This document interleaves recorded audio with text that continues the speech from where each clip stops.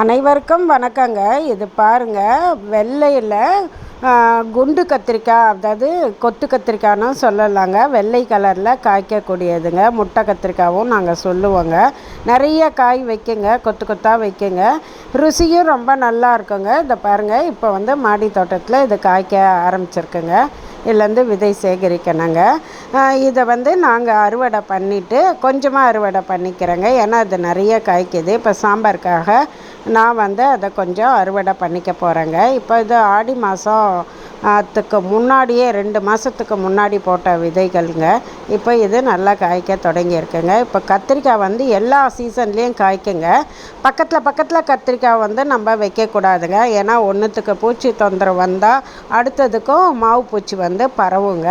அதனால் அடுத்தடுத்து வைக்காமல் தூரமாக ஒன்றுத்துக்கு அப்புறமா கத்திரிக்காய்க்கு பதிலாக வெண்டைக்காய் அது மாதிரி கலந்து வைங்க. அப்போ எந்த பிரச்சனையும் வராதுங்க. மாவு பூச்சி தொல்லை வந்தால் 3G கரைசல் கொடுங்க. வேப்பெண்ணெய் கரைசல் ஷாம்பு கூட சேர்த்து அடித்து விடுங்க. இந்த பாருங்கள், நான் சாம்பாருக்காக இன்றைக்கி கொஞ்சமாக அந்த முட்டை கத்திரிக்காய், வெண்டைக்காய், கத்திரிக்காயெல்லாம் அறுவடை பண்ணியிருக்கேங்க. மிக்க நன்றி.